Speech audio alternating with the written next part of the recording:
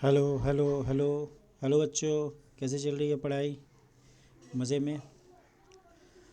आज का question of the day में एक क्वेश्चन हम लोग करते हैं from the integration.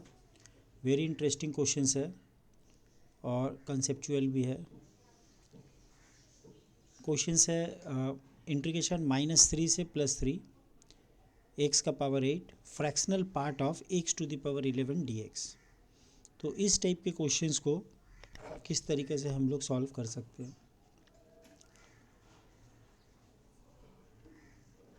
Any idea, any one? तो यहाँ पर हम लोग एक काम करते हैं, सबसे पहले इस इंटीग्रेशन में किंग रूल यूज़ कर देते हैं। तो बाय किंग रूल इस टाइप का जब भी आपको मिले जहाँ फ्रैक्शनल पार्ट के ऊपर आपको एक पावर दिखाई दे तो एक बार आप किंग रूल अप्लाई करिए। देखते हैं यहाँ पर क्या होता है बाय किंग रूल। और किंग रूल क्या है सारे बच्चे जानते हैं। इंटीग्रेशंस में सर लोग ने आपको पढ़ाया होगा, integration a to b f(x) dx। तो इसको हम लोग लिख सकते हैं integration a to b f x को रिप्लेस करना पड़ता है lower limit plus upper limit -x dx। तो ये होता है अपना किंग रूल। तो यहाँ पर lower limit upper limit equal but opposite in sign है, तो हमारे यहाँ पर 3 प्लस ऑफ -3 ज़ीरो हो जाएगा। तो इसका मतलब किंग रूल अप्लाई करने से आपको सिर्फ एक्स के जगह -x लिखना है। तो -3 से +3 एक्स के जगह लिखना है -x पावर में 8 फ्रैक्शनल पार्ट ऑफ -x इसका पावर 11। तो बहुत सारे बच्चे फ्रैक्शनल पार्ट के बारे में जो है जानते हैं और बहुत सारे बच्चे को थोड़ा सा कन्फ्यूजन है। तो थोड़ा सा फ्रैक्शनल पार्ट फंक्शंस के बारे में बात कर लेते हैं। अगर कोई नंबर 5.2 है तो इसका फ्रैक्शनल पार्ट जो होता है वो हमेशा पॉजिटिव आता है 0 से 1 के बीच में, तो ये होगा 0.2। लेकिन अगर आपके पास -5.2 है तो आपको क्या लिखना है, इसको लिखना होगा -5 माइनस (0.2)। लेकिन फ्रैक्शनल पार्ट हमेशा पॉजिटिव होता है तो आपको इसको एडजस्ट करना है, -6 लिखना है और एक +1 और -0.2। तो ये हो जाएगा -6 प्लस 0.8। तो आप देख सकते हैं डेसिमल पार्ट जो 1 से छोटा है वो 0.8 है, तो इसका आंसर आ जाएगा 0.8। तो ये हो गया आपका फ्रैक्शनल पार्ट का मीनिंग।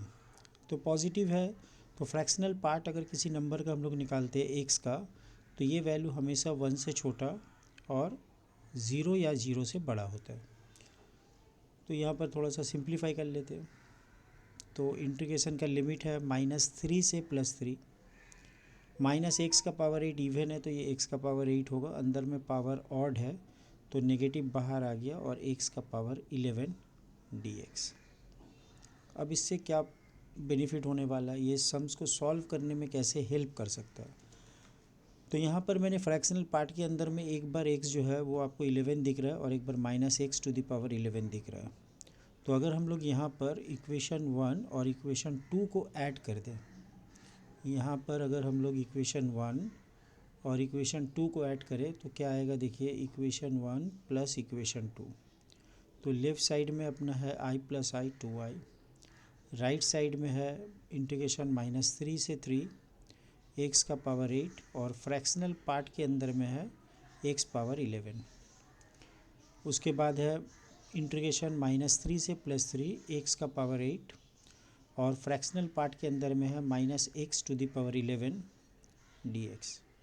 तो यहाँ पर आप देख सकते हैं कि x का पावर 8 जो है ये कॉमन जा रहा है, तो इसको अगर हम लोग कॉमन लिख लेते हैं तो अपने पास आएगा फ्रैक्शनल पार्ट ऑफ x इसका power 11 plus minus fractional part of x इसका पावर 11 ब्रैकेट क्लोज और dx।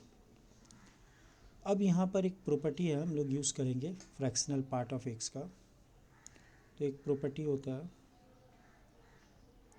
कि fractional part of x plus minus of fractional part of x ये हमेशा ज़ीरो होता है अगर x जो है इंटीजर है, और fractional part of x plus minus fractional part of x ये हमेशा 1 होगा if x does not belongs to integer. अगर एक्स इंटीजर नहीं है तो आप यहाँ पर इसका प्रूफ भी देख सकते हैं एग्जाम्पल के ज़रिए से। इसको अगर 1 और इसको 2 ले लेते हैं तो 5.2 इसका फ्रैक्शनल पार्ट 0.2 है और -5.2 इसका फ्रैक्शनल पार्ट 0.8 है। तो ये दोनों को अगर एडिशन करेंगे तो 1 आएगा, है ना। तो ठीक इस तरीक़े से यहाँ पर अब एक्स जो है, एक क्वेश्चन आता होगा माइंड में कि ये कैसा पता चलेगा कि एक्स जो है वो इंटीजर है या नहीं। तो आपका लिमिट कहाँ से कहाँ तक है, -3 से लेके +3 तक।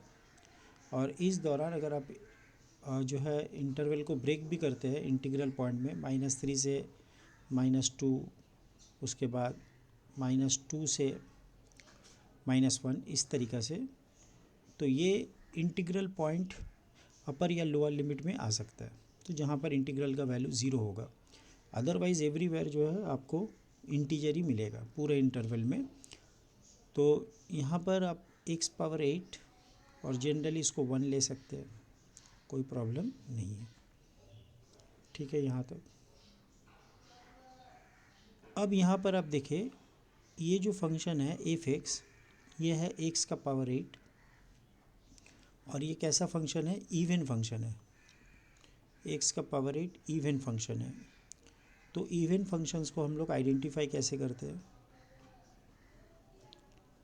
इवन फंक्शन को आइडेंटिफाई करने का तरीका है, x की जगह -x लिखिए तो ये x⁸ फिर से f(x) ही आ जाएगा। तो ये for all x belongs to domain of the functions के लिए ट्रू होता है। तो ऐसे फंक्शंस को हम लोग इवन फंक्शन बोलते हैं। तो ये वाला कैसे फंक्शन है, इवन है। और इवन फंक्शन में डेफिनाइट इंटीग्रेशंस का एक प्रॉपर्टी हम लोग यूज़ करेंगे, जबकि इवन फंक्शन जो होता है वो about the y axis symmetric होता है। अबाउट द वाई एक्सिस ये फंक्शन सिमेट्रिक होता है। तो अगर ये फंक्शंस यहाँ पर ऐसा दिख रहा है तो यहाँ पर भी सेम टाइप का ही दिखेगा आपको, ठीक है ना। तो हम लोग को यहाँ पर लिमिट कहाँ से कहाँ लेना है, -3 से +3 तक। x⁸ है, इवन फंक्शन है, पावर में जो है 2, 4, 8 इस टाइप का जो है, ये लुक्स लाइक पैराबोला की तरह होता है। तो हम लोग क्या करेंगे, यहाँ से यहाँ तक 0 से 3 तक इसका वैल्यू को कैलकुलेट कर लेते हैं, एरिया कितना आ रहा है, और उसके बाद इसको 2 से मल्टीप्लाई करेंगे तो ये साइड का एरिया भी आ जाएगा। तो 2 times of area of the function bounded by x axis and the line x = 3 and the curve x⁸ dx। तो ये हो गया अपना 2i का वैल्यू। तो 2 कैंसिल कर देते हैं। नेक्स्ट है यहाँ पर x⁸ जिसका इंटीग्रेशन होगा x⁹ और लिमिट कहाँ से कहाँ तक लेना है, 0 से 3 तक।